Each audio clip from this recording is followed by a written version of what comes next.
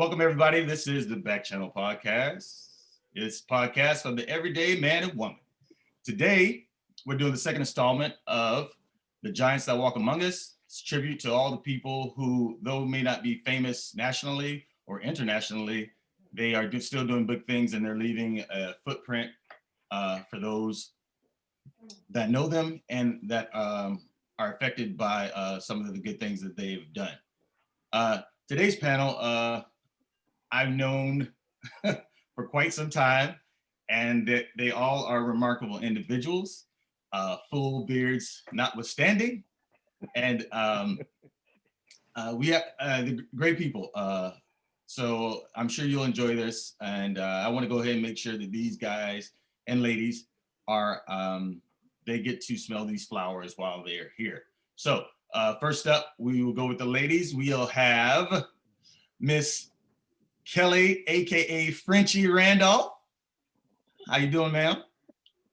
Is this thing on? Oh,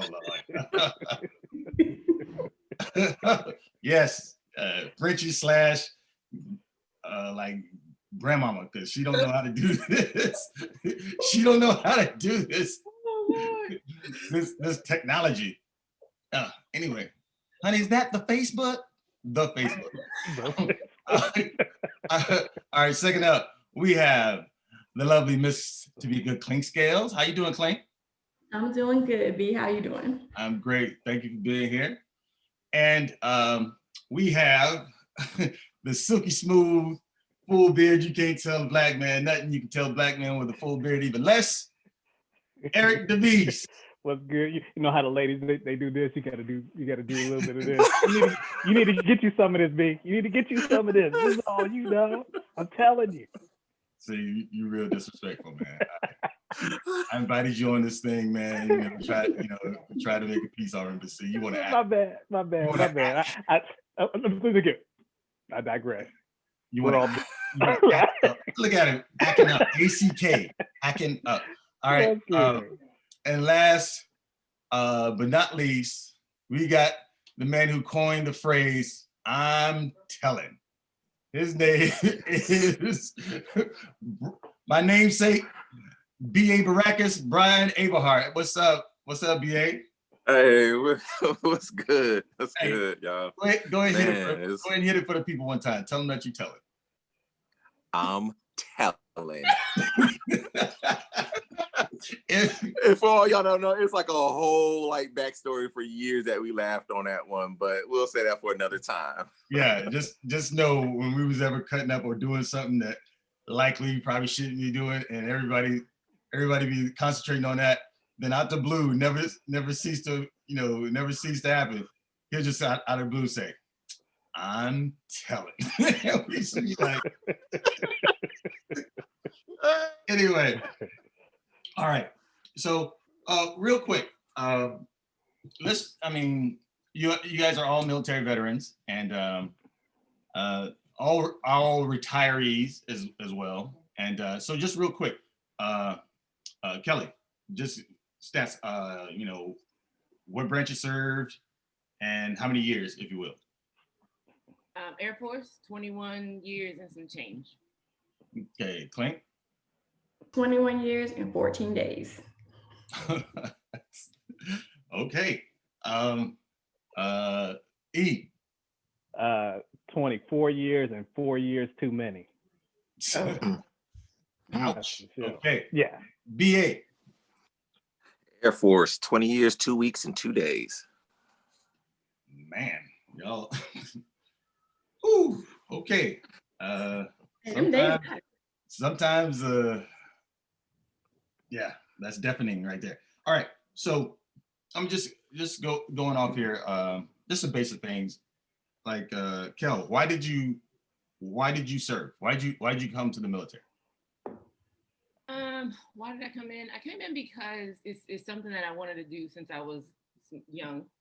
My grandfather's second wife had a whole bunch of kids, and they were all military. And me being impressionable, 8, 9 years old, I saw them, traveling all over the world. So my biggest thing was travel. When I first came in, I wanted to get out of Baltimore, get out of Maryland. And yeah, that was the reason for me coming in. I stayed because I looked at it as, I didn't look at it as like a hero and all this kind of stuff. I just looked at it as it was a job that kept me, you know, doing and going and seeing different things and meeting different people and kept me out of Baltimore. So. Like, I was really trying to follow my dad's footsteps. He was an Army vet and retired at 20 years. And I thought he was going to be proud. I actually went and I was joining the Army, and I came back and told him. He was like, oh, no, ma'am. So he told me the Air Force. So we went back to the recruiter, and my dad broke the Army recruiter's heart and let him know that I was going to be joining the Air Force. My first 4 years, I thought I was going to be doing 4 years and done. But the first 4 years was probably like freshman in college times, because I really didn't do anything I set out to do. But so after another reenlistment, I actually had fun. I had fun, and I didn't intend to stay, but 20 years, you know, came easy. I thought I would do 30, but as you got closer, it was like, well, 28 ain't bad. 26 ain't bad either. It's 21. But yeah, and so the education piece was big, and then traveling. So, and the Air Force did give me that. I got my master's in licensed massage therapy, and I've been to 13 bases and 2 deployments. So I got everything I wanted out of it. Boom. E. Yeah. So for me, mine was a failed attempt first time at going to college, right? So I flailed around for about 3 years after graduating high school. You know how college is, you amass the debt, you know, student debt and all that other deal. I I have an older brother who went in maybe 2 years after graduating high school, so he did a 4 year stint. But I also have a twin brother. He and I, we didn't join at the same time. He enlisted almost 2 years before I enlisted. And to be honest with you, it was for me, it was a seen as a failure almost. My goal was to go to college, but I wasn't ready. There was no way I was ready, and it showed right away. So you put your tail between your legs and come back home, and you're in your mom and dad's house, and you're 21, and it's like this ain't it, you know. So again, my twin that came in, so I was like, let me go join, probably do the 4 years, you know, and bounce. But you know, like a lot of people, you kind of get, you know, comfortable in that setting. So for me, it was actually pretty great. My first duty assignment was with my twin brother, right? So we're both medical. He's logistics, and I was dental at the time. So, you know, we spent a lot of good quality time together. It's a comfortable situation. And then after that, just like Tamika said, it's like, hey, I did my first four. Let's see what the rest does. We got to traveling, got married, uh, saw the world, and just kept it moving. But one of my regrets though was that I never really committed to going back to get my education. So I did my 20 at the 20-year mark. Again, it was comfortable. I was chasing that stripe again like an idiot, and giving them 4 more years, and I really should have given them. But it was more about, for me, it was more about the people than the job. So you got those airmen underneath you that really needed that voice, that could fight for them, because management at the time, especially towards the end, management at the time wasn't the greatest, you know, and they needed some type of mentorship, and I stayed around for that. But outside of that, now I'm doing my. I told Brian before, I said I'm doing my Billy Madison right now.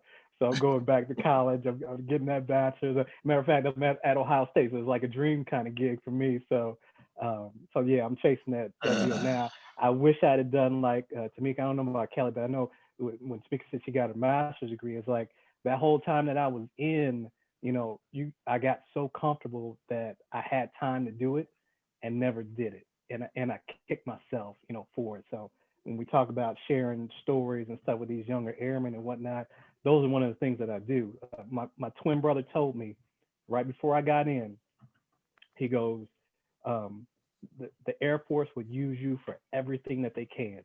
So you do your best to use them for everything that they can. So that was my goal and my kind of mantra when I talk to these young airmen, to set them on the right path, the path that I didn't get set on, because like everybody will tell you, the Air Force can do without you. The day you retire, somebody else moving into your spot. So do you get you that type of deal? So, but that without going too long, but that's kind of my story of it. So. All right. Thank you, man. And next time, don't try to take over my. My bad. This is the Eric the G Up Channels podcast. Remember I told you about that full beard now. Right. All right, the arrogance of the beard. I know. All right. BA, don't let the beard get you in a bad place now. This dude.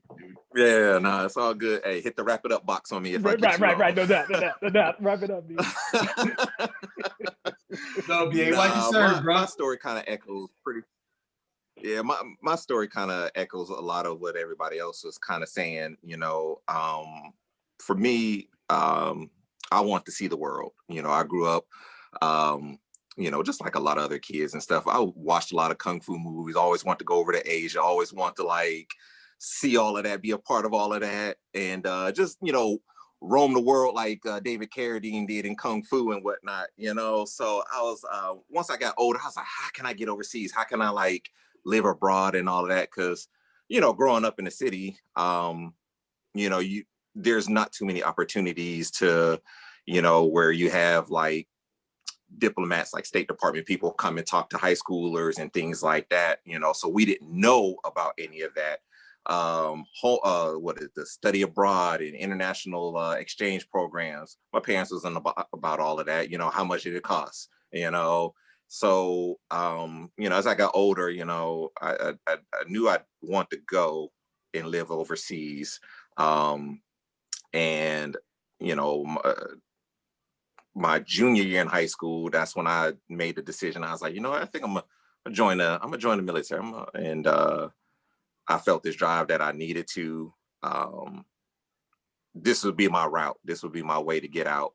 And particularly in the early mid 90s, in Youngstown, Ohio wasn't the best time for a lot of people. Murders and all of that was like climbing up, and it was, you just never knew. So more than ever, that's when I knew. I was like, all right, it's time to go. And so when I made a decision to join, little did I know that my biological dad, I didn't really have a relationship with him at the time, so I hardly knew much about him.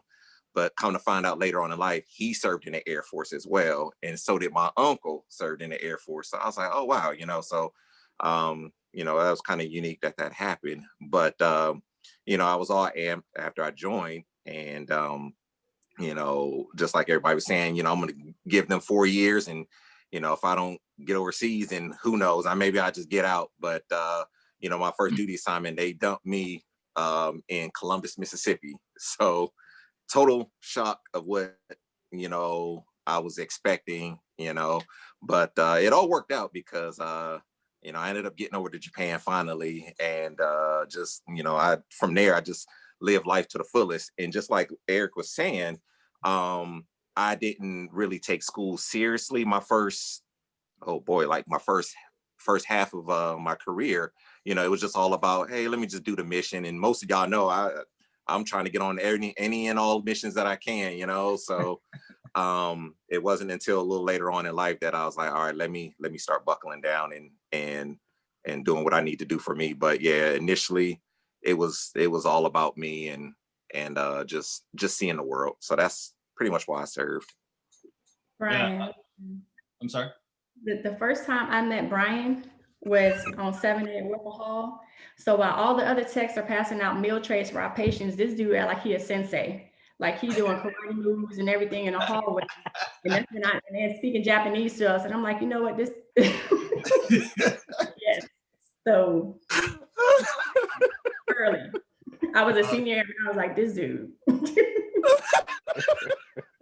I was missing life in Japan too much, man. If y'all knew this cat, man, like none of this stuff is, number one, is a lie, and two, it's not far fetched. If you know it, like if they're like, yo, BA did something like it had to do with something with like Asia or whatever, you'd be like, yeah, that's him. But I will say that, like, it's funny that you guys kind of said that, like, most people came in, like most of the at least 3 or 4. I don't know if Kelly, if that was your thing, but it's, hey, I was going to do my first 4 and then dip. You know what I mean? And it never happened that way, because that was the same thing. I was just like, let me just come on in here and do what I got to do, and then I just go on about my business, because mine was a transition, because I got tired of going to college. Like, you know what I mean? I switched schools a few times, so I was like, do this and I get back on track, whatever. But yeah, I'm still not on track. But I want to ask you this then.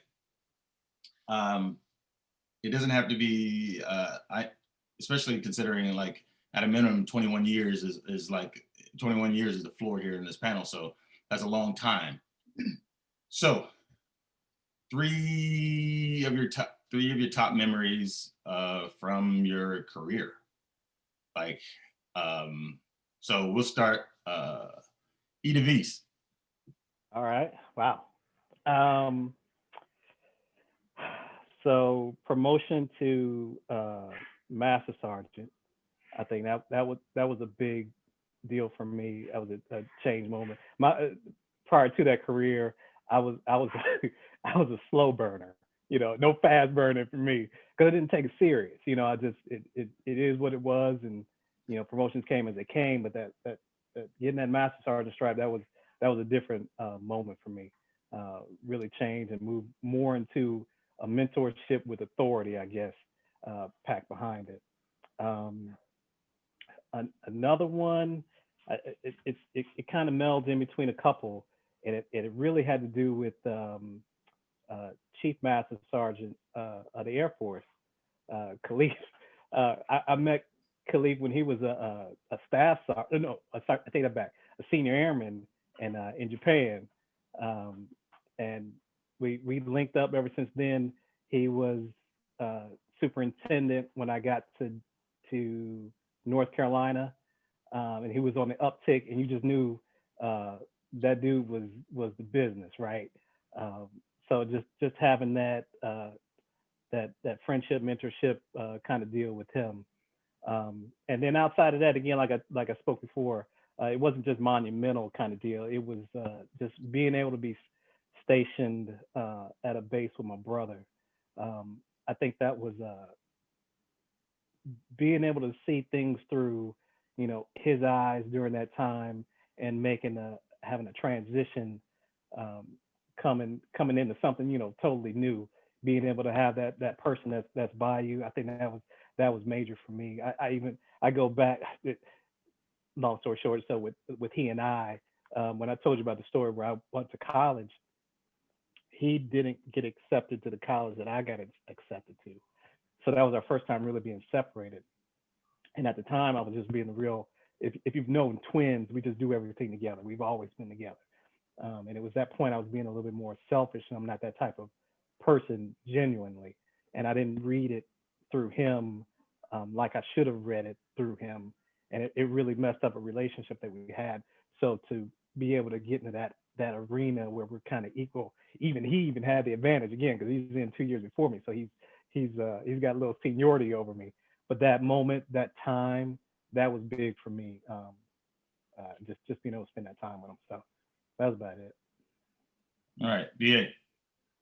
Top 3 memories. Oh, yes. I mean, it's a lot. You do 20 years and stuff, and you amass a lot of good times and memories. I would probably say my first one would probably just my years working in AE. I guess just that tight-knit world was so unique, and you really made. For our listeners, what's I'm AE? sorry, in the air evac, the aeromedical evacuation environment. You have they put all of us in one squadron, and then on top of that, when you're overseas in this squadron, you really start to depend on each other for a lot of different things. And then, those friendships just transcend throughout the year. So, just from working in close quarters on these airplanes to being out in the system and, taking care of patients and all of that, so that was like some of my best memories, being in just the deployments. When I got to deploy, working command and control, that was a really good one, just to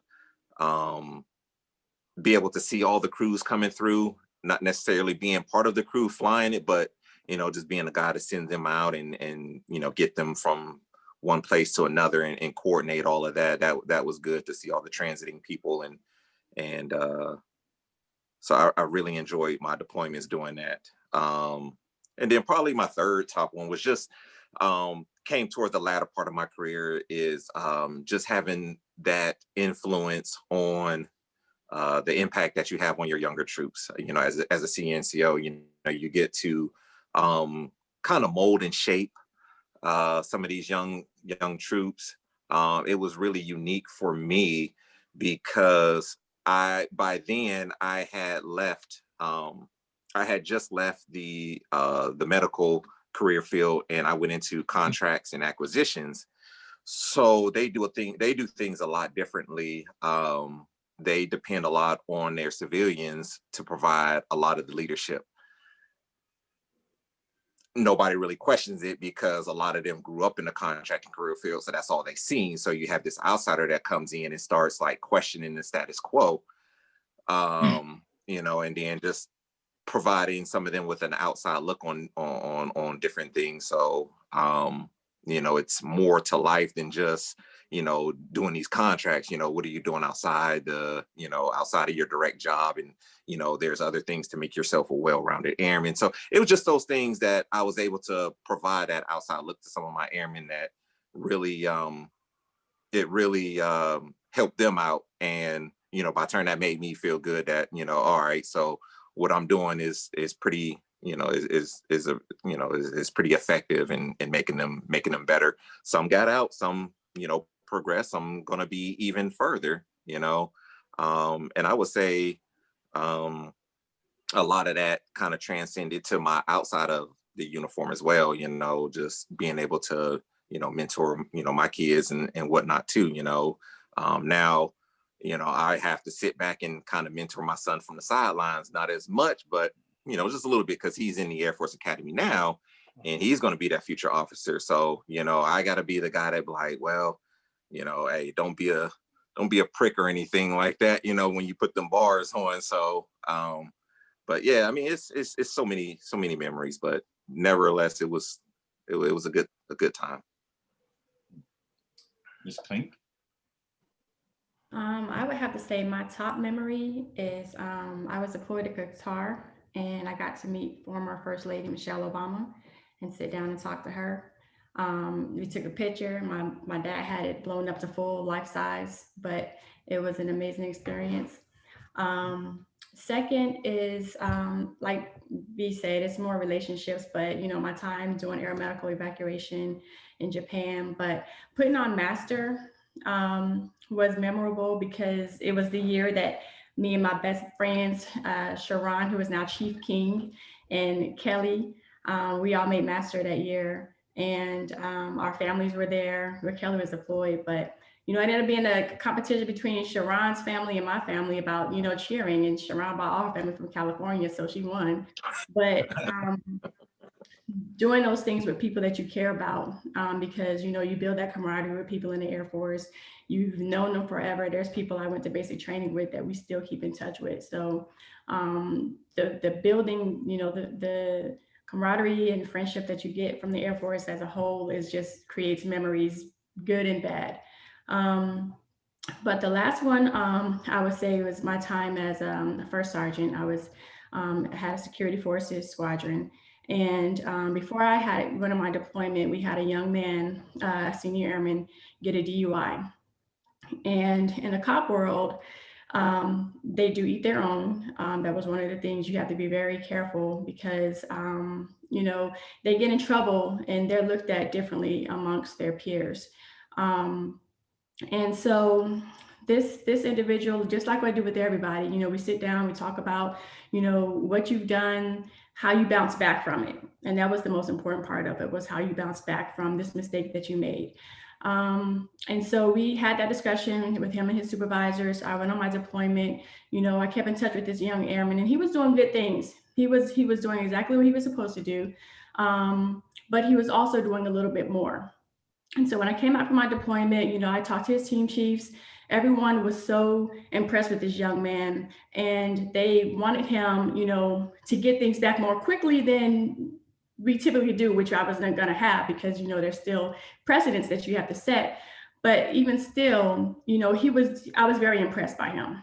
And so we had our final commander's call for me because I was getting ready to PCS, and it was my last squadron that I was going to have as a first sergeant. And I told my commander, because I had my own coins, and I said, I'm going to coin this individual. And my commander, he was dead set against it because he had got a DUI and all that kind of stuff. He didn't think it was the right thing to do. But, I tactfully told the commander, these are my coins, I paid for them, and I'm going to give it to individuals that I feel deserve it. And, so we had the commander's call. This airman did a video about his DUI, the circumstances behind it, the mistakes that he made. He didn't sugarcoat it. He talked about how, because he wasn't allowed to drive anymore, his wife and their 8-month-old baby had to get up at 4:00 in the morning to get ready for work, because that's what time his shift started, to take him to work, rain, sleet, or snow, it didn't matter. He wasn't driving for a year. So for a year, his wife was doing these things for him, or helping, them, because he still had to be at work. And he just talked about how it affected his life, that one decision, how it changed his life and his family's life. He did a video. That video was showed to the wing, and he was inspiring people. So we showed the video at the commander's call, and I was up on stage. We had him come up and talk about why he did it. And he was getting ready to leave the stage, and I said, well, hold on. I got one more coin that I need to give out, and it's my last coin.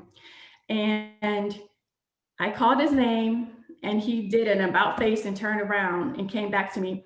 And I told him I was going to give him this coin, and I explained why. And it was really because, we talk about how people bounce back and we tell them what they need to do, but people actually have to see that.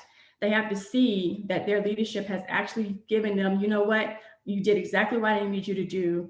And it was a mistake.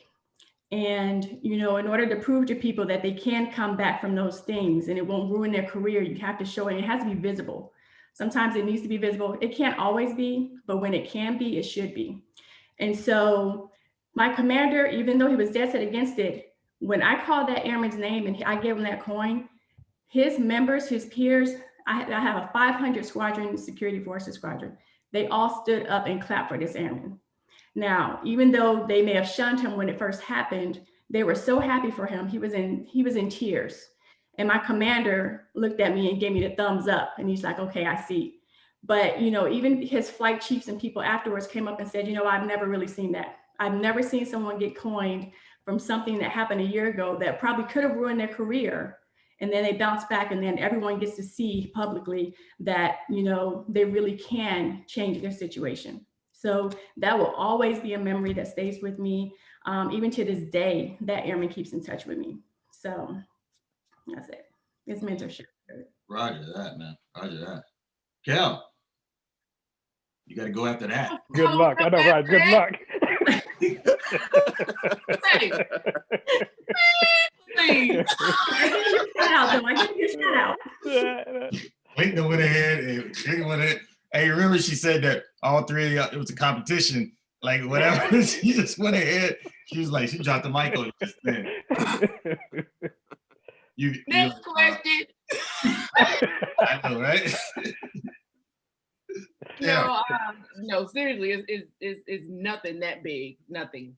But I will say one of my top memories is I got to go to Singapore to do their their warrant officer school instead of going to the senior NCO academy here in Alabama. And that was something, I was in stationed in Hickam at the time. And it was this, all the different people that were eligible to go could compete for this thing, to go to their warrant officer school. And I got it. And so, to go over there and, do military stuff with another, a whole other country, was a pretty big deal for me. So that's a top memory. And Clink stole one of mine when me and her and Sharon all made master. We were all here in Mississippi. And I think I had just gotten my eyes dilated or something, so I couldn't see nothing. And Sharon just came. I just saw this figure coming towards me, like, what is this? To let me know that we had all made master. So that was pretty cool. And I think the biggest, greatest memory is retiring the day before 45 took office. So yeah, that was huge. My last day of active duty service, I was not going to serve one day under that person. So yeah. Well, actually, I think that as great as yours was, Clink, I think that was the winner right there, to be honest. If we being honest, I think that that was the winner. Let's see. Oh, so considering that, okay, we're talking about segue from Kelly's with retirement. The last year of your retirement, if you can think back real quickly, briefly, like, was it like once you retired, was this spontaneous? Was this kind of planned out? And if so, I mean, either way, expectations versus reality.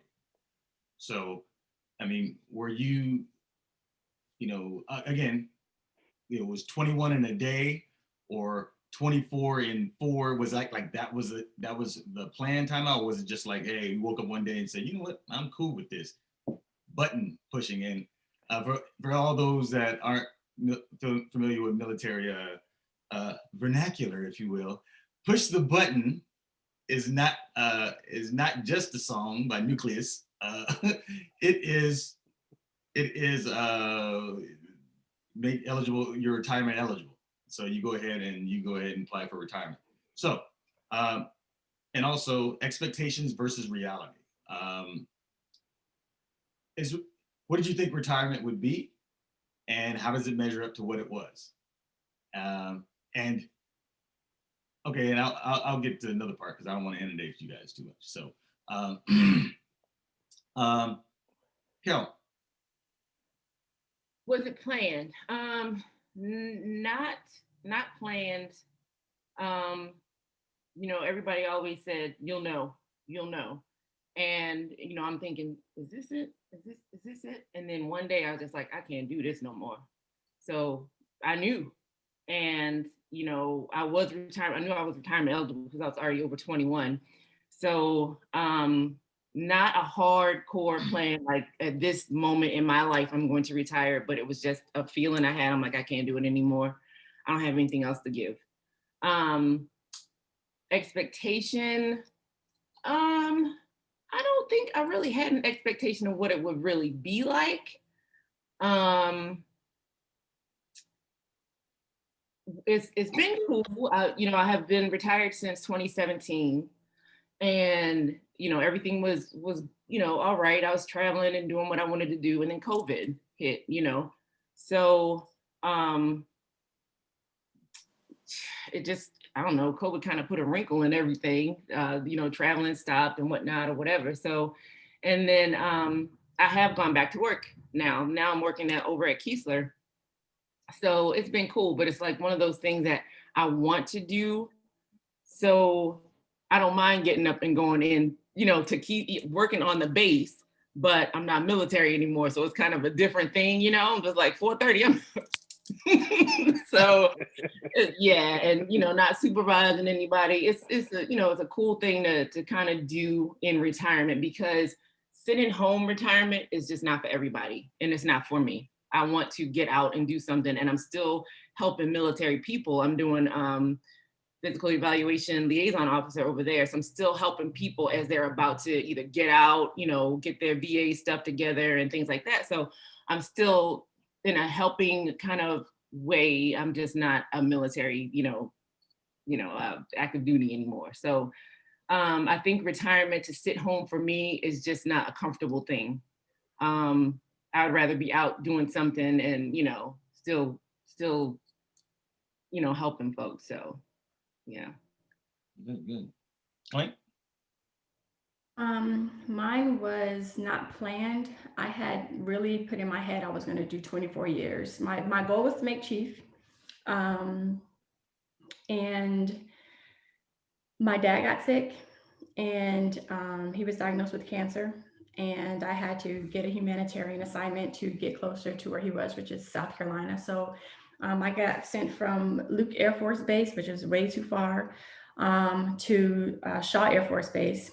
And so it was about a 2.5-hour drive to my mom and dad's house. So once my dad passed, I realized that I needed to be home. And being at Shaw was cool, but I knew that if I made chief, there was a possibility, well, I was going to be leaving. And, with chief, you can go anywhere at any time, and you don't necessarily get any guarantees about where you're going to be and how long you're going to be there. You don't have that same stability. So I decided that I was going to retire.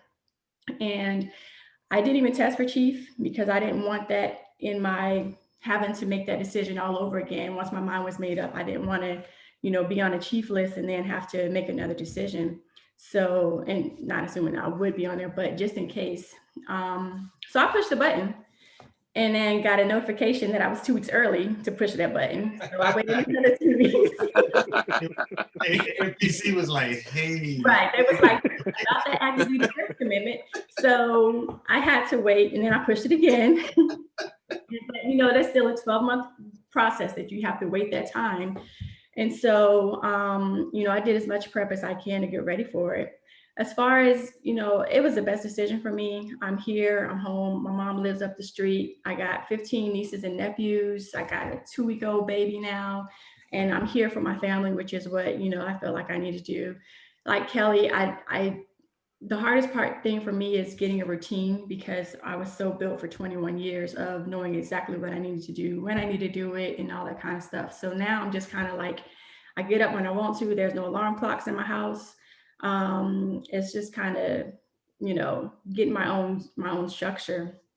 I think the disappointing thing was, you do all this stuff to in process and do all this stuff to be in the military, and then you go to your final out appointment, and they do like, okay, you got everything's signed and whatever. Okay, that's it. I was like, you don't get no like retirement pencil, like there's no, and then it's like, well, and because you can't come back here to ask us questions because you're retired, you don't need to contact AFPC. And I'm like, well, like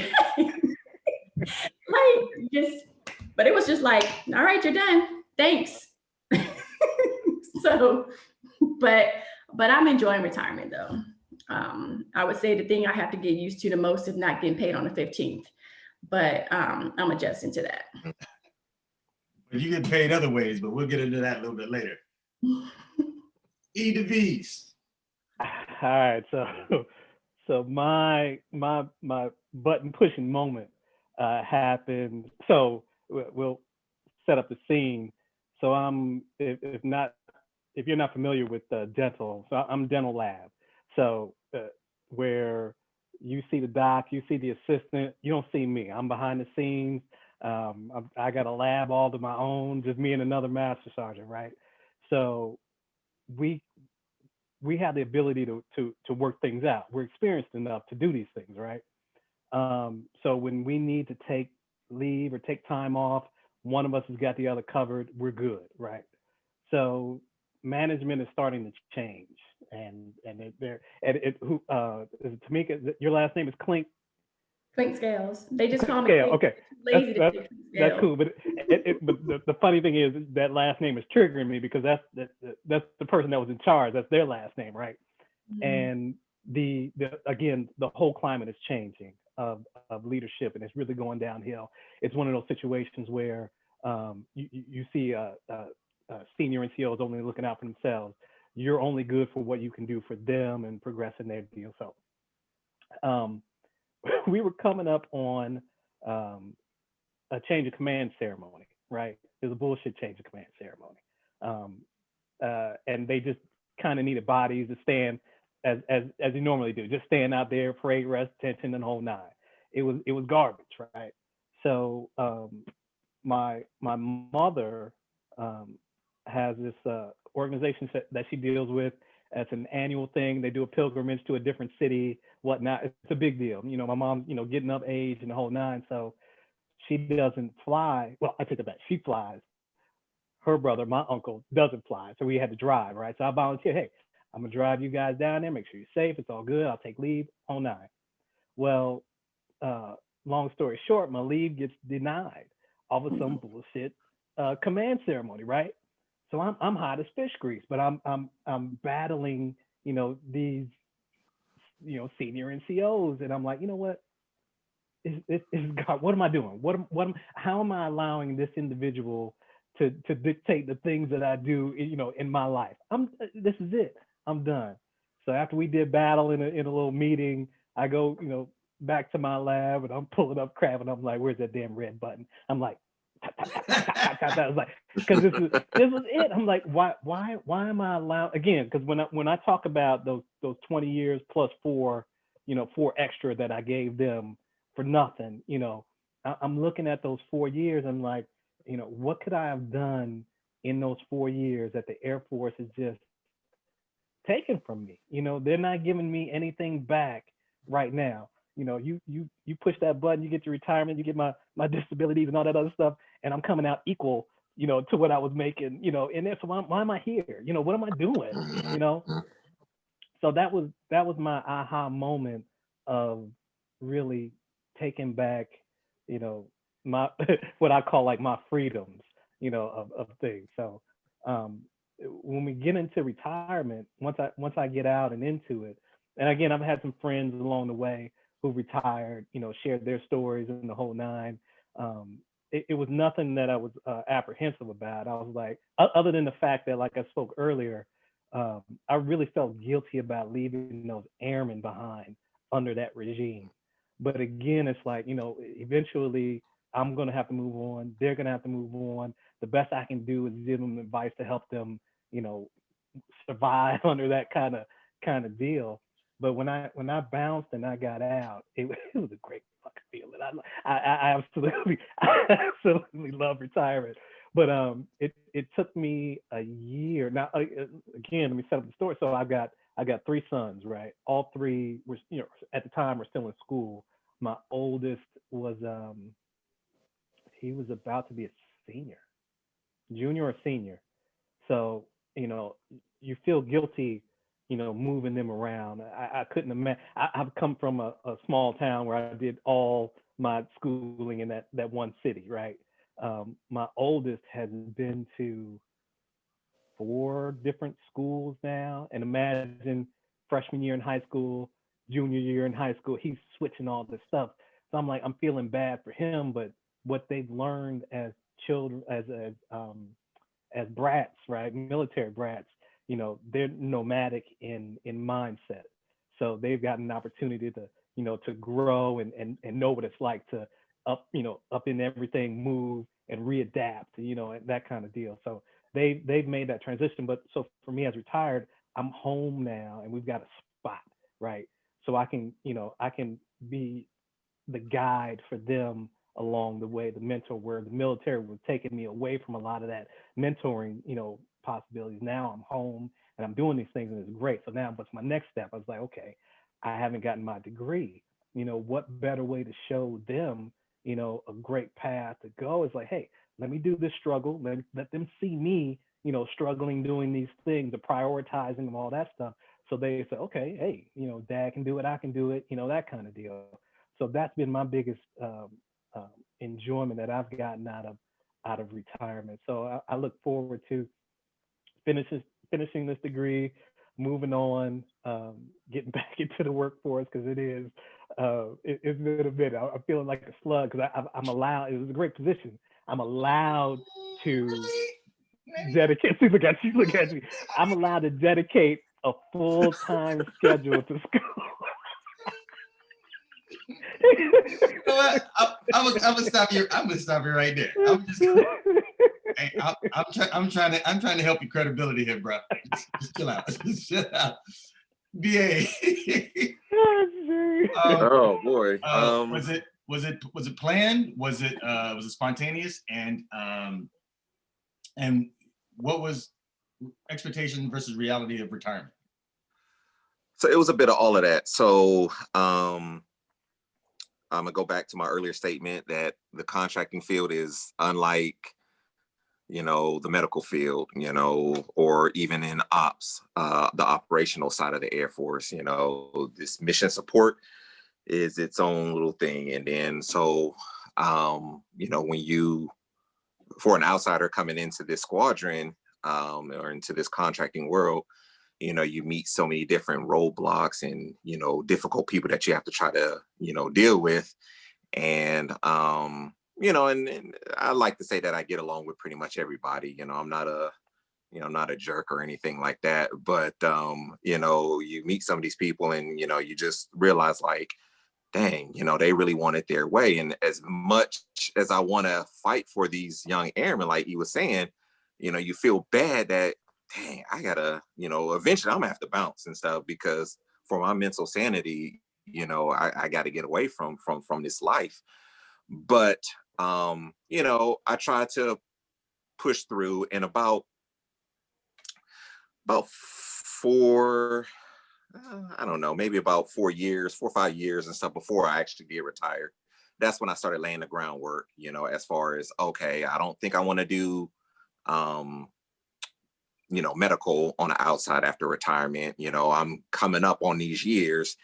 So what's going to make me a little more marketable? And, what can I translate to outside civilian skills?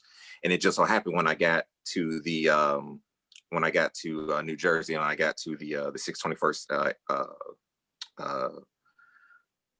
CRW, the contingency response wing. I met up with some NCOs, senior NCOs, and they was like, "Hey, have you, thought about doing contracting or anything like that?" And I was like, "Nah, I'm kind of cool with, doing these command and control missions with the AMOS and things like that, and going out the door to these different exercises." So, but after a while, he was like, "Hey, you really need to think about this." And then the Air Force dropped the notification that they were looking for, I think at the time that year was like five senior NCOs to retrain into contracting. So I was like, So I was like, all right, let me try something new, and then I didn't really know what they did. I just knew that, all right, they bought stuff, So I made the leap, got accepted, did that. It was cool, initially. Then, just started coming up to those roadblocks.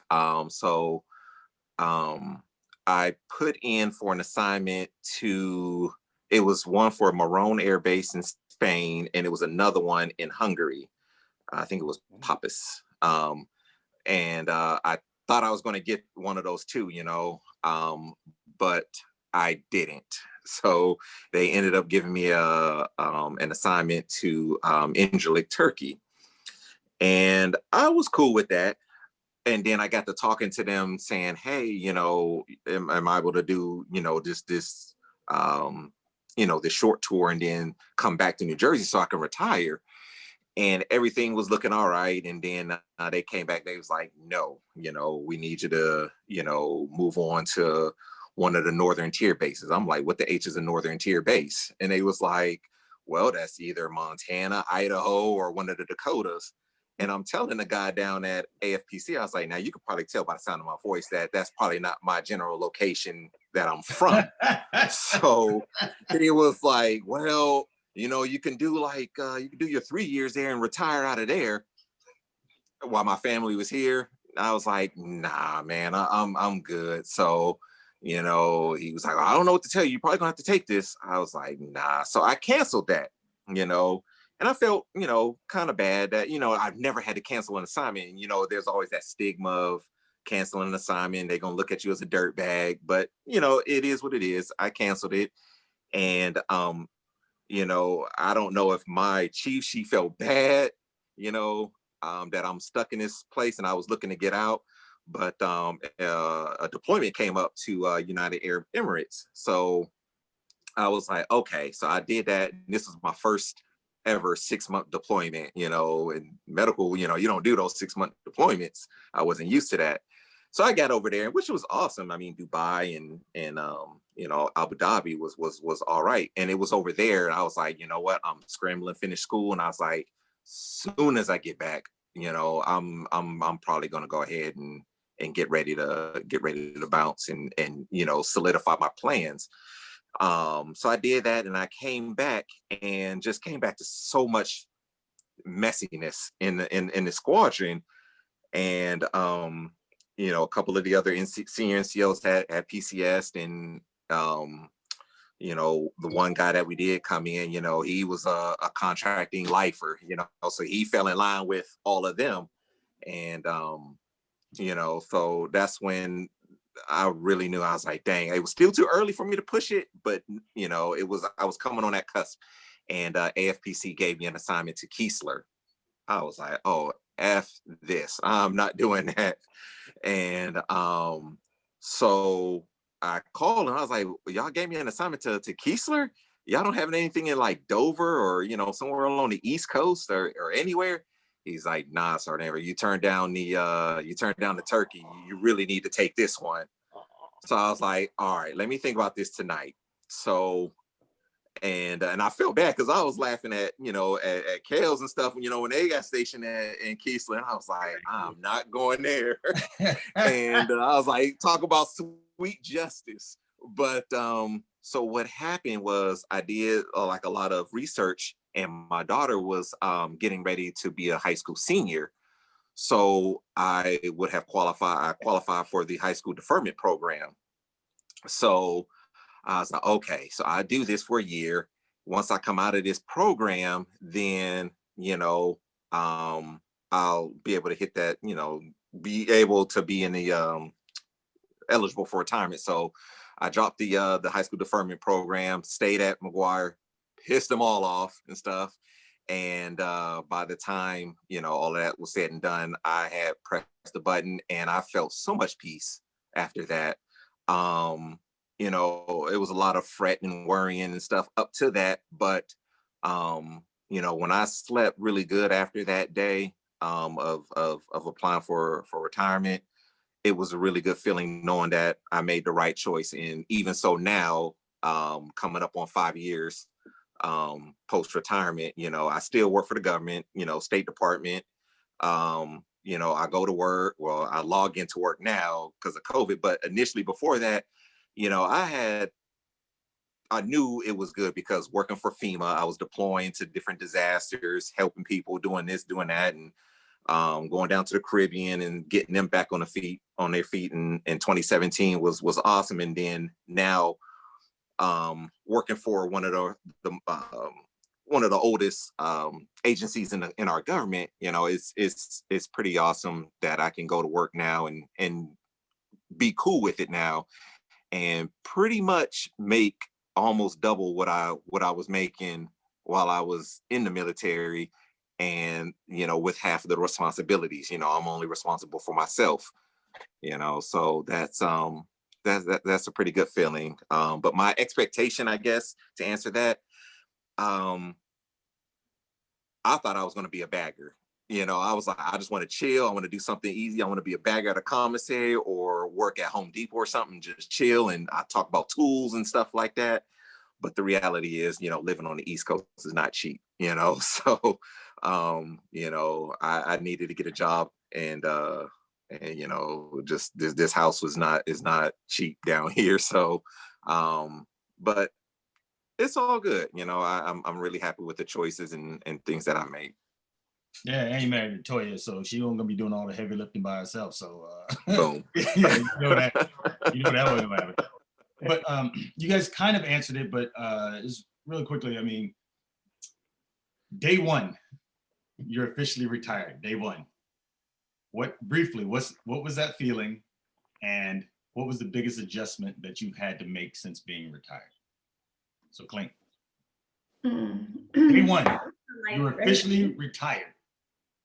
it just felt like regular leave. The first day, I was just like, oh, I told you my biggest adjustment was, we used to get paid on the first and the 15th.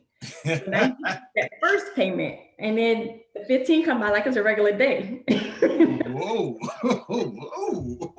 So, but it's one of those things where it's like, okay, now I'm official, not on terminal, I'm official.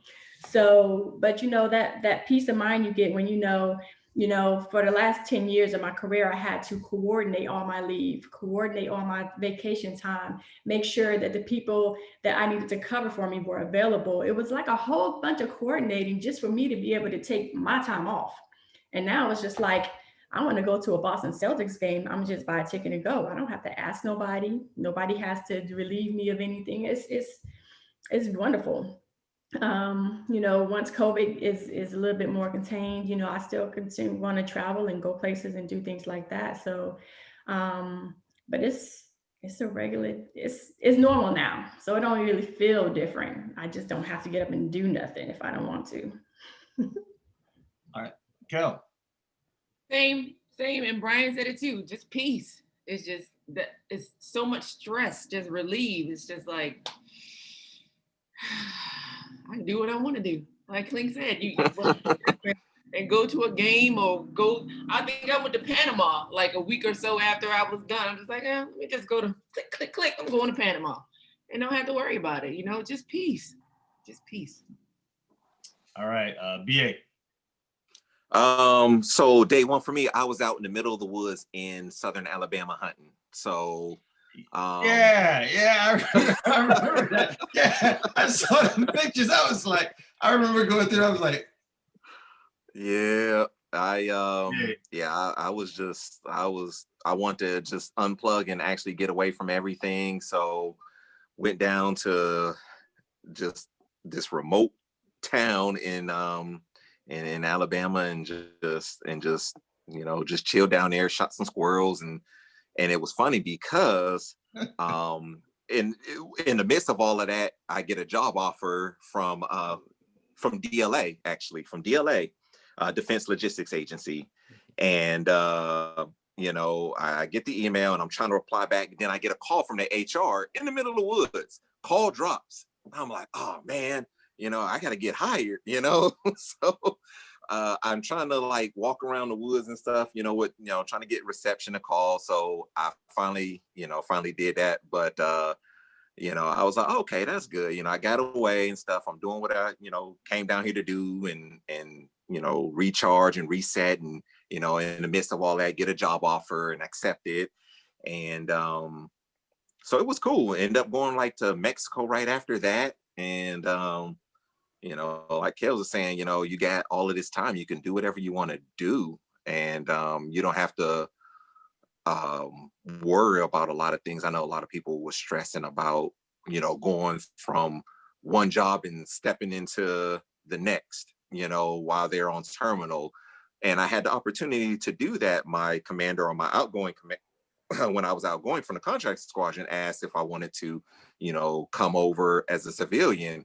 And I had so many explicitives going through my head, but I was like, no, I think I'm going to go ahead and pass. And, a lot of my counterparts are saying, hey, you got a guaranteed job. You can come in, you'll probably be making as much as you are now and stuff. But that wasn't for me. All money ain't good money.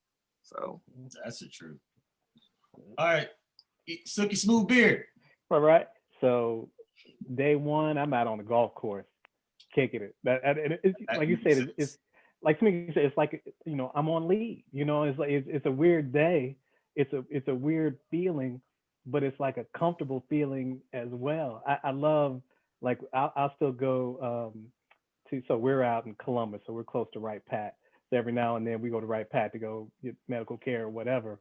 But I tell you what, it's like watching the animals in the cage, dude.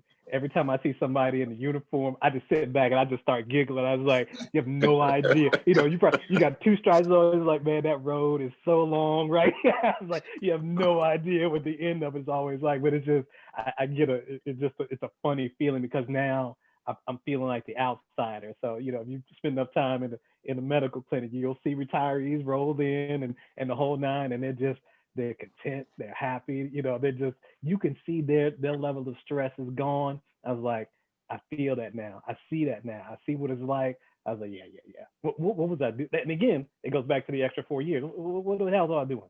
4 years? I could have bounced at 20. You know what I could have done in 4? You know what I mean? It's like, yeah, I just didn't have that foresight. But now I'm like, yeah, it's a great feeling. Yeah, we hit Jamaica right after that. You talk about, Tamika talks about, you know, just going anywhere. Kelly talked about just going anywhere when you want to go someplace. I'd never, of course, I've been stationed overseas, but we had never been vacationing in any place other than where we were overseas. So we hit Jamaica for the Wow. first time. It was beautiful. I was like, this is what it's like. I was like, all right, I can get with this. This is cool, you know. So yeah, not shocked at all, but it was just the transition was easy. And again, my wife, for me after day one, it was about transitioning back to Ohio.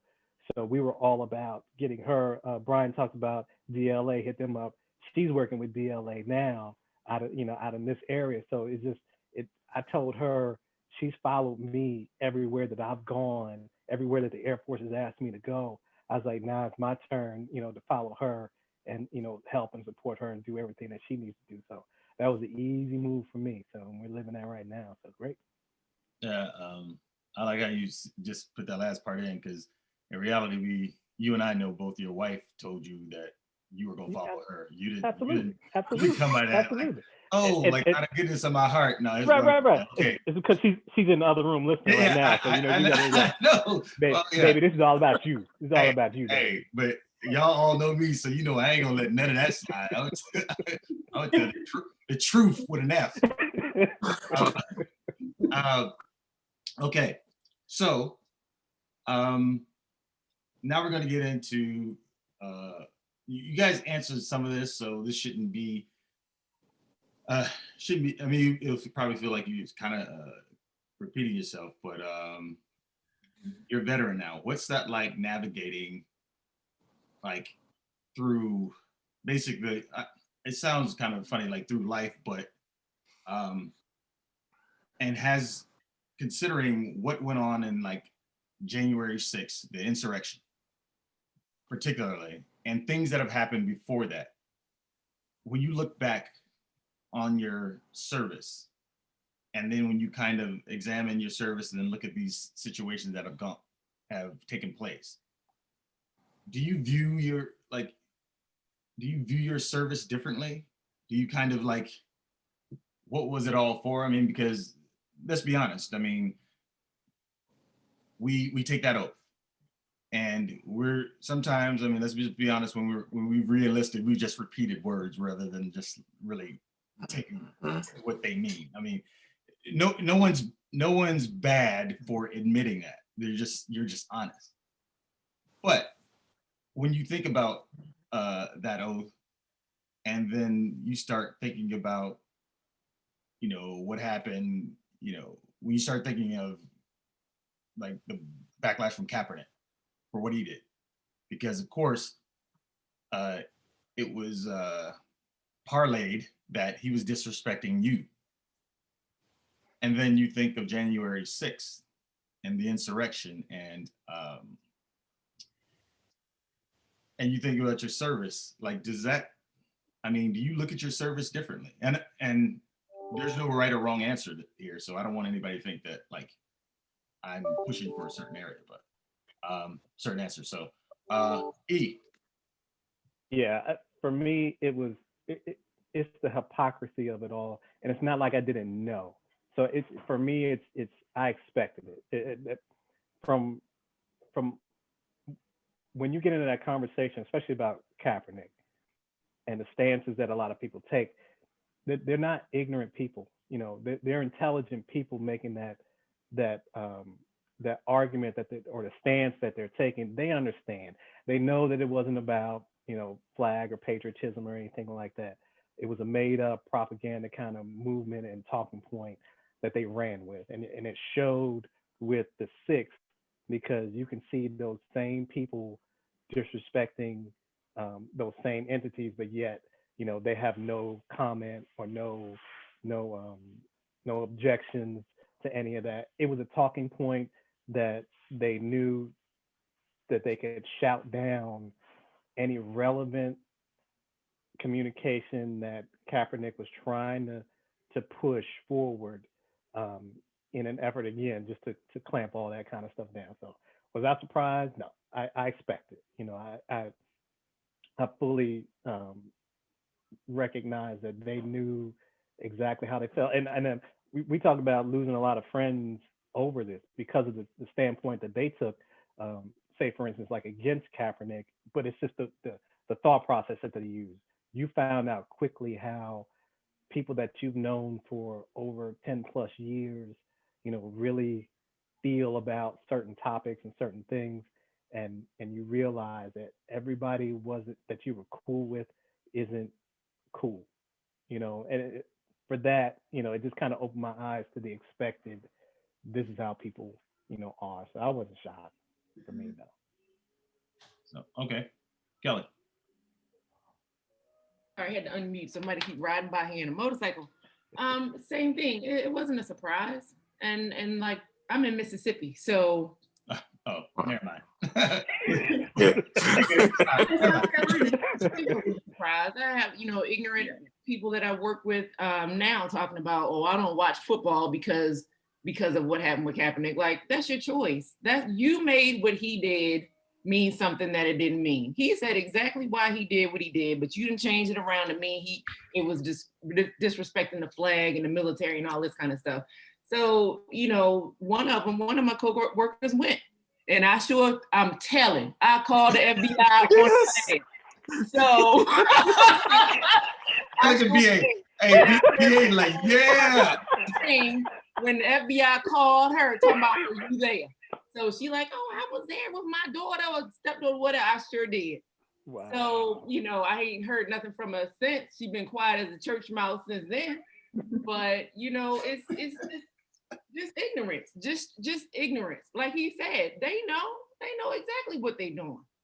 So has it changed my service? No, because my service was about not me in a selfish kind of way, but it wasn't about them. It wasn't about them. I had my reasons for doing what I did, and those reasons haven't changed. So racism is going to be, it ain't going nowhere. And we all know that we serve with racist people, and they were just covering it up. And now they're comfortable being out there saying the ridiculous things that they say. So, but my service to the country hasn't changed. I do it again. Not under 45, but. BA. So, yep, same thing. I dropped dime too on a couple people that one of them was one of my old airmen, or one of my young airmen.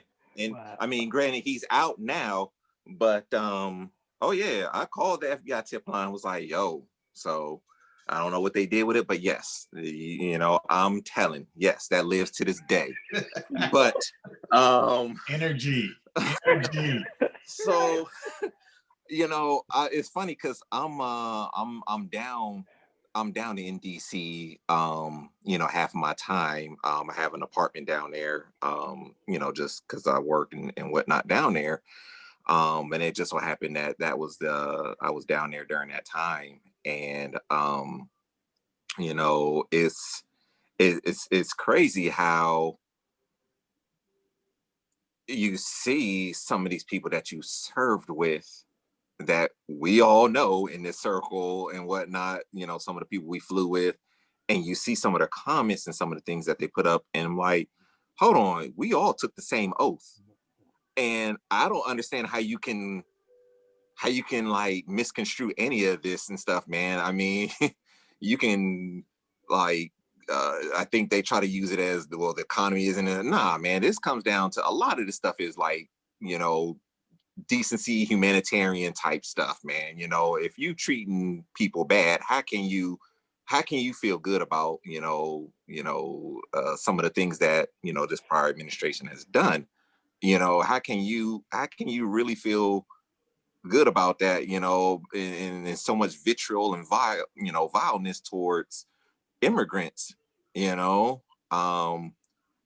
It's funny because one of the issues that I deal with, what I had to deal with spring of last year was when everything got shut down with the immigration visas and things like that. You know, there were like high level meetings and stuff between the State Department and the commerce and things like that, and trying in agriculture, you know, trying to get you know, immigrants to come over, you know, on their visas to pick the crops and things like that, you know. And it really came so close that we didn't know, like, hey, are these people going to be, are they going to be allowed in to do whatever they do? I mean, because if not, I mean, it would have been like a food shortage, and I mean, it would have been all kind of messiness. But it all worked out. And then just to see at the same time, you know, some of these people's timelines, like, well, you know, why can't we have jobs for Americans, this and this and stuff? And I'm like, fool, you're not even going to be taking some of the jobs that, you know, some of these the folks come in to do. You know, y'all don't want to do these things. So it's so many like layers to this. And you know, but it well, I guess long story short, it really has opened my eyes up to who people are. If it's any good thing that's happened from these last few years, it really exposed people to what, you know, what they really had in their thoughts, in their minds and stuff. So, and you just do with that information, you know, you handle that accordingly. If you want to deal with them, if not, then, you know, you just press on. Well, follow up, BA, do you feel like some of the things that you've seen, particularly lately, did that, you kind of like, does it cheapen your, you know, your service? No, because what I did, I felt like I made an impact over my 20 years. I felt like I've made a lasting impact on some of the airmen that I have, you know, served for, you know, in leadership positions. You know, I've still have people that I talk with to this day that, you know, they thank me for putting them on like different paths. So in that instance, no, I don't feel like my service was cheapened or anything like that. It saddens me though that, you know, the military is used for such propaganda, you know, as, you know, don't disrespect the troops, or, you know, the troops are doing this, you know, we do this for the troops. Man, some of these same troops are like the ones that's disrespecting other troops, you know. So I really think it comes down to individuals and stuff like that. But no, I still take pride in what I did, and I still have faith in this government and all of that, because I represent the government when I go to these different countries. So yeah. All right, and before we get to Clink, I just want to make sure that it's not lost upon you. When somebody tell you that they got a crib and they got an apartment in another city of DC, right. You keep that. You keep that. You keep that. I'm putting you out on Front Street. Hey, he over here trying to subtle flex. Man, nobody asked you all that. No, I'm not. And you know what? You got it like that? We'll give up $5 then. Yeah, $5 for the crew. Everybody. Okay, that's what I thought. See? Anyway, I'm just trying to make it here. I'm just trying to make it. Just try, man. You have made it. All right, Clink. Tell us. I mean, do you feel? I mean, consider everything, you know, lately. Do you feel it's kind of made you look at your own, you know, your service like, why'd I even do that? No, because I got out of it what I wanted to and needed to get out of it. Like, I retired at the age of 40. I'm good on my service, and the people that I've met, the lives that, you know, have impacted me, friendships that will last forever, and being able to mentor others. So, you know, what's happening today doesn't take away from what I did in my service. But I did notice on January 6th, my Facebook feed was quiet. Like, I didn't hear from all these people, these 45 supporters, and, you know, people talking about, first of all, I hate when people speak on behalf of veterans, especially those that never served a day in their life, to tell me how I should feel about someone kneeling and their cause for kneeling. And how the vets support all these things happening with the administration. It so makes me upset when people do that.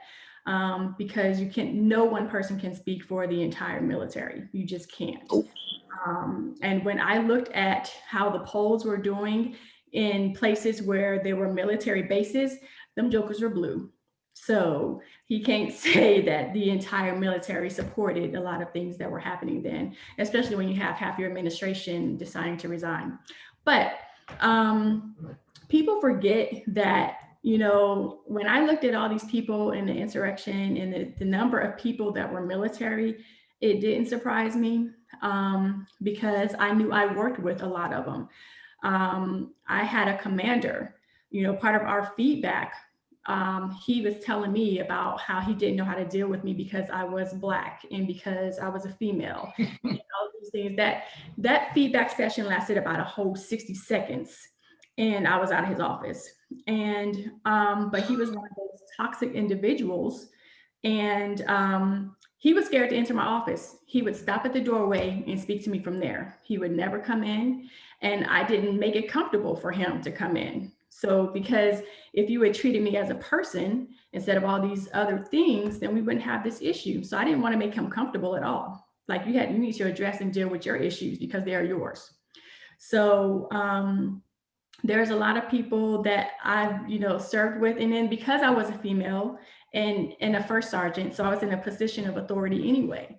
So I knew that I had a lot of people that didn't like it. I didn't care. There was nothing you could do about it. But, the uniform, I say, protects a lot of people, because there's a lot of things that get said and done with people in uniform that you wouldn't dare do or say when we don't have this military status that you're protected by. And so when we had this administration that, it's a lot of things that happen that shouldn't happen, but it's one of those things where I don't delete people on Facebook for their thoughts because I need to know who you are. I mean, I'm not going to follow you and that kind of stuff, but the truth comes out. And there's a lot of people that, like you said, we served with, we flew with. And I'm like, I thought about it, but you didn't overtly say anything, but I felt it. And now it just made everything like, makes a lot of sense. You are. Okay. So it's one of those things where, and I've even hit back with some people like, oh, didn't we have the same oath? I remember mine. And they're like, oh yeah, I remember it. I would say application of it and just saying the verse. I mean, yeah, it's two different things, but you can't use that same flag that you're saying you're upset that someone's kneeling for about, racial injustice, and then see somebody beat somebody with that same flag and say, but you know what? There was cause. We were justified in our actions. And so, like I said, I was like, it's quiet on Facebook. It's been quiet for a minute on Facebook, but it's also scary because I have nieces and nephews that, go out into these streets where I don't know, like now that we don't know because they shut down so many social media platforms where people were going to that the agencies were using to identify things. If we don't have those, we kind of we don't know how information is being passed now. So it's still scary out there, but it's also like, I got expert in marksmanship with my shooting at the range. I have no problems. I don't waste no bullets. If I shoot, I don't miss. So that's not, yeah. I'm gonna leave it there. Okay. Well, but I will say that it's funny that you mentioned like Facebook and whatnot, because we're all Facebook friends. I love to cut up and laugh and put all the funny stuff out like that. But you also know that even in our time all serving together, I have always been that dude that like, nah, I'm called a lie. And so when you said that, your Facebook's been quiet, mine's always been quiet. And that's because like, I think a lot of those dropped me. Like straight up, I think a lot of them people drop me, and I'm cool with that. And so that's, but I'm respectful. Say if I go to y'all's page or whatever, I'm not gonna cut up on there because I mean, that I look at your page as your house. I ain't gonna cut up in your house, whatnot. However, tell the other guests in your house, don't come for this one. Because y'all already know I don't know how to act.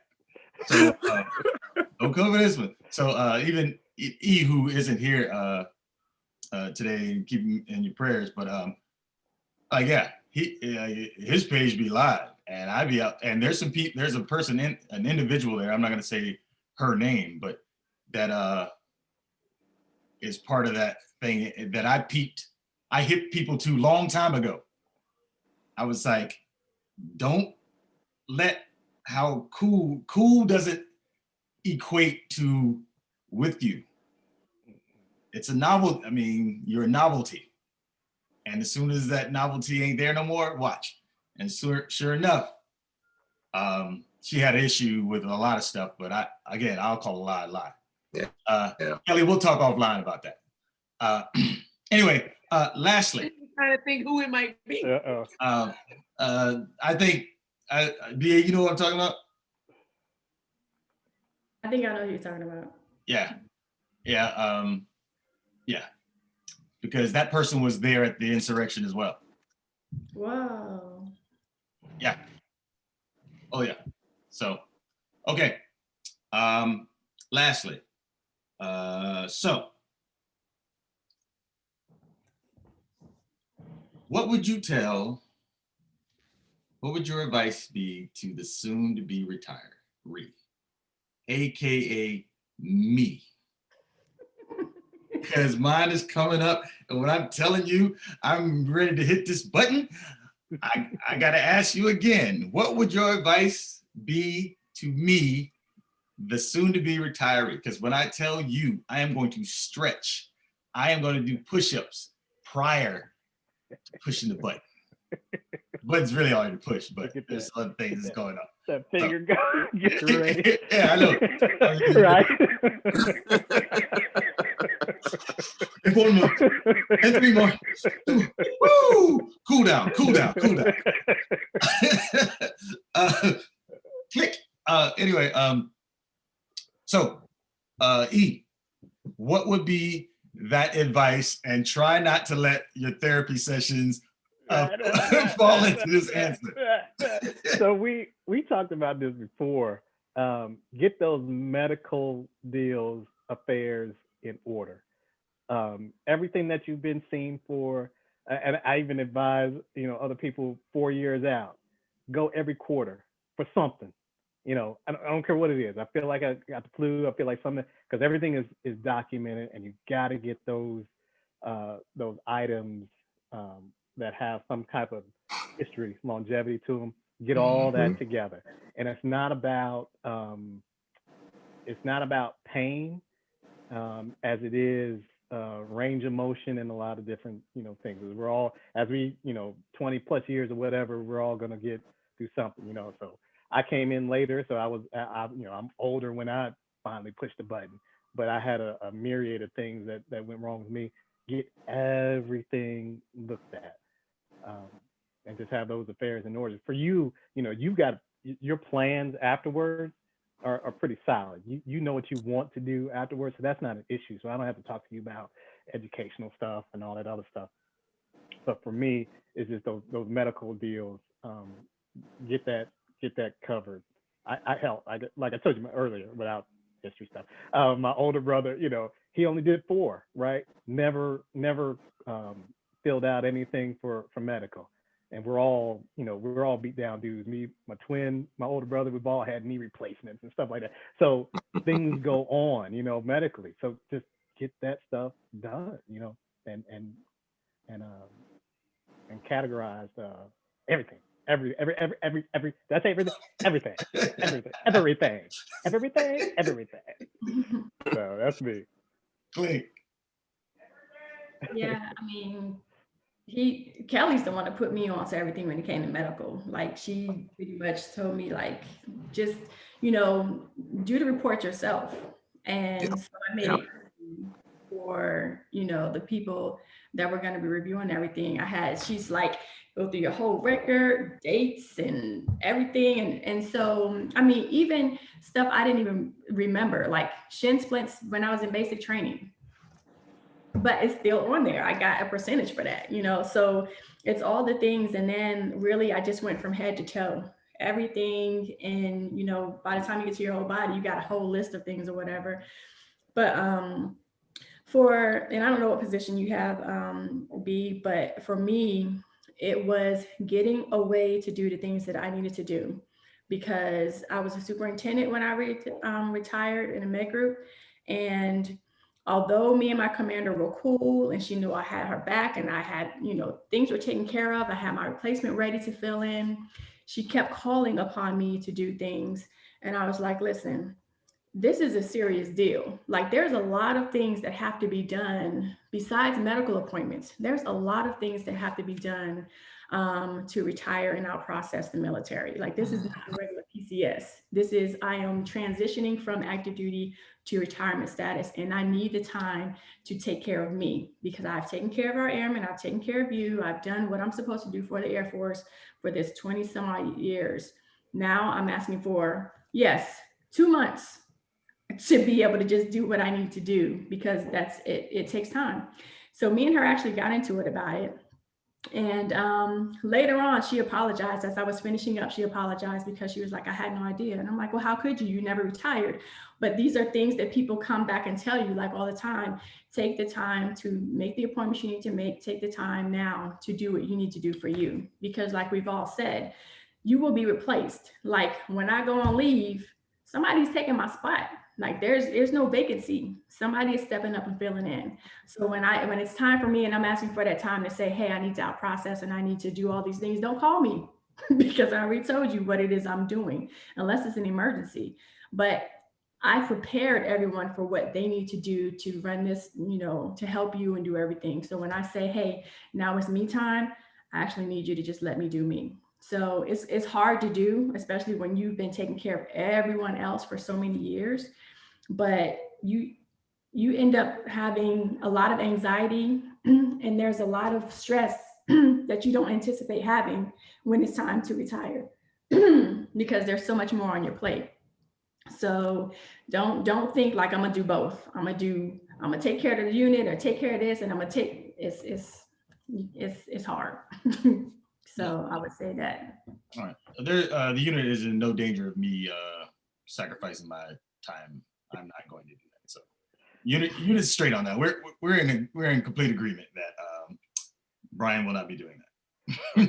And I had to tell Chiefs, he was like, so I know that you pushed the button and I know that, and I'd be like, hey, listen, I'm more pissed off that you even asked me to do this additional duty. This it may take 3 or 4 days, but there's somebody else that wants to make a promotion that would be a better choice for you to give this job to than me. Don't ask me to do nothing. I'm not for nothing. So it wasn't just, you know, my commander was like, hey, Sergeant Clinton, no, Chief, I don't want to fill in for you. Go on your TDY, find somebody else. No. Good job yourself into more work. That's the Air Force. That's the Air Force fourth core value. Good job yourself into more work. Frenchie. Like getting people on MEBs and stuff. There's another thing. There's BDD. There's benefits delivery at discharge. So what you can do is 180 to 90 days out is when you can start because you're not looking for MEB. So you can start getting with like the VA so they can start doing your claim. They're not going to hit the button on your claim until the day after you retire, but it's going to shorten the window for you to get paid from the VA. If you start your stuff out in enough time, you'll get everything all ready to go. So by the time you actually retire, they can say, okay, so like for me, the month after I retired is when I got my first VA disability check. So the longer you wait, the further out it's going to push you getting your VA check. So yeah, that's 180 to 90 days out. Make sure it's all in your record, because if you go in there and you want to claim something that's not in your record, they're going to be looking for stuff that's chronic and they're going to be looking for stuff that's diagnosed. If it's not in there and you're like, oh, my eye hurt and it's not anywhere to be found, it's going to get denied. And that doesn't mean a 0%. That means it's denied. You're not going to get it, period. If you get a 0%, you can still be seen at the VA for that thing. and it can possibly get, increased or whatever. Of course, you can never go over 100%, but you can still be seen at the VA for that thing that's claimed at 0%. Oh, tell them about the math. What the VA math too on these disabilities. That's so the VA math, man, I can send it to you. Like, you want to have your biggest disabling thing, right, to be 50-70%, right? And then everything else. So if they say that this thing is 70% disabling, now you are 30% 30% able. And so they're going to take the next thing from the 30% that you are able, not the 70% that you're disabled. So it goes, you need about 220% to get 100%, because it's going to keep taking a percentage of the thing that you're still able to do, and then they're going to go from there. So, and like Clink said, everything that you've ever been seen for, go through your record. I know a lot of them give you a disc now, but if you print a paper copy of your record and give it to your VA person, they got less to look for. You know what I mean? If you make it easy for them, they can be like, oh yeah, I see this, versus now we got to go through this record and look for this, that, and other thing. So make it easy on them to make it easy on yourself, and start about 6 months out. And you're still at the whim of the doctor when you get the exam too. So they're part of the process too. Oh yeah. So that's, yeah. And I think the VA is starting to do some exams again. It was QTC. So it's just a contracted company that they have, that they, get their exams with. So it could be VA or it could be QTC, either one. But yeah, go in there and like the worst pain you ever felt. Yeah. All right, VA. First, I'm gonna give a shout out to the Philly VA. They did me good. Me so too. yes. Just know your value. That condo, see? Yeah. Yeah. Hey. 100% ain't no punk. Right. Yeah, like you notice I went from apartment to a condo. Right. It's gonna be a brownstone pretty soon. I know. Oh no! I got a row house. It's just a little apartment. Yeah. But no, definitely don't. Just know your value. Trust in everything that the military has put into you versus your your knowledge, the skills, and your abilities that you've amassed over the years and stuff like that. Yeah, I mean, like they said, just document everything. That's and I'm telling my son that now. Hey, from day one, start documenting everything now. I wish I would have documented everything, because I don't know about you guys, but it was a lot of things I was like, I'm not gonna go to see the flight doc. I don't want to get grounded and stuff. We had some of those usual suspects that was like going in all the time and stuff, just to, get out of missions and stuff. And I'm like, nah, I ain't trying to get grounded. So it was a lot of things that I kind of, I kind of wish that I probably would have been seen for, to at least have on my records. But nevertheless, that's what I will say is just, just trust in everything that they've put into you. And I don't know what your plans are like afterwards and stuff, but yeah, it's all going to work out. I mean, I think for the most of us that I've seen, all of us that retire, everybody's gone on to do some pretty cool stuff, Yeah. Yeah. And so with that, thank y'all. I know BA, you gotta dip out of here real quick. I'm sorry, Clink. I was going to tell you something that I did that I thought about later as I talked to them about mental health stuff. Because as a medic, we see a lot of stuff through our time as taking care of patients. And I used a lot of examples from my time as a 19-year-old doing postmortem care on patients, having my hand in someone's chest or in their stomach, or, people having amputations and the dreams or nightmares that you may have from that, or, you know, how we deal with so much death because of patients, you know, passing, how that changed how I deal with death in my personal life, because I go into med tech mode instead of I'm a family member, I'm a daughter, I'm a, you know, that kind of stuff. And those are things that we can't discount, because we see a lot of things in the early ages just by being a med tech. So that was part of what I had for my disability too. Yeah, and Yeah. that was a good point because we had, so my last spot was Dover, so that's mortuary was there, and the dental clinic was in charge Yeah. of being a part of that deal. I had to, you know, going along with Tamika said, I ended up refusing to participate because for me, again, I'm dental, I'm not med tech. You guys probably deal with this more than I do, but you know, death, you know, means something, you know, to me, and it's a personal deal.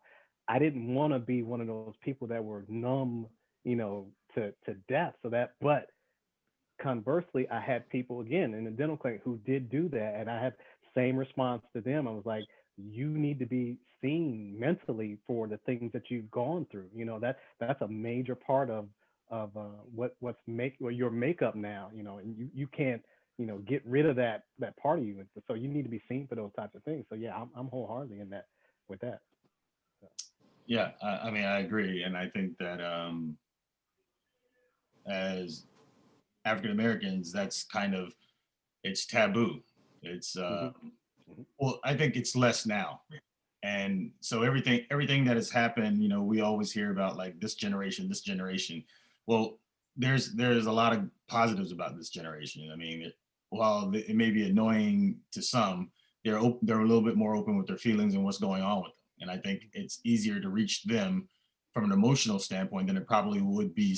You think about the generations before us, Mm-hmm. how, you know, like you had, oh man, like so and so was mean or whatever. But we have no idea. I mean, you think about the era that they grew up in the, you know, 40s, 50s, and 60s, the trauma that they may have seen, and that manifested itself to, like, you know, I mean, it's kind of off the beaten path a little bit, but I used to remember watching TV or listening to like classmates, you know, white classmates, and they talk about how nice their grandmother was or whatever. And I was like,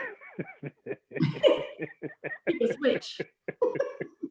I was like, so I'm growing up in life being like, man, whew, man, I want a white grandmama, because they super nice and they this and they that, and that's not to say my grandmother wasn't nice at all. I But think that's more about you, B, than it is your grandmother. see, you about to get muted. Everybody know that. Everybody knows that. my grandmama was an angel. She loved me, and I don't loved her. Hey, don't get me wrong. My grandmother, may she rest in heaven, was an angel as well, but she was also a hell's angel sometimes, because she was not for jokes. She was not for jokes in certain areas. And I say that all love, but no. But you think back. I mean, look at the trauma that she had to deal with. I mean, she was born in what, 1919? Mm-hmm. Oh. Yeah. Okay. Just say by the time she's 18, that's 1937. You know what was popping in America in 1930? Like, yeah. I mean, racism was it was perfect. Like that was that was perfect. This is Jim Crow. Yeah. So I say that to say that yes, Clink, you're 100% right. And I've gone to that mental health, you know, just to talk to someone. Kelly, you and I talked about this a couple years ago, actually when you were still in Dallas, and we were talking and whatnot. So yeah, definitely. I know, BA, you got to jet out. So I'll wrap this up. But hey, I want to just tell you guys, thank you for doing this. Not just because, hey, I wanted to do this podcast and put this out, but because, again, this is part of the giants that walk among us. I believe you all to be giants, not because people know you globally, but because you guys are leaving a footprint far beyond your knowledge and the things that people say. The funny thing is, I've met people that have known each and one of all of you guys that you guys probably don't know that I know of, and the conversations have all been like we have the same thing. We we know you guys the same way. So your footprint is bigger than you think it is. And as vets, I want to, as soon to be veteran, I want to thank you guys for the pleasure of serving with you guys, because we've been through a lot. We've seen a lot. We've joked and talked a lot. I respect you guys immensely. Even you, E, in your silky smooth full beard. We won't release those photos, man. So we'll keep those in the vault hey, for another time. For another time. Raw, you trying to get muted?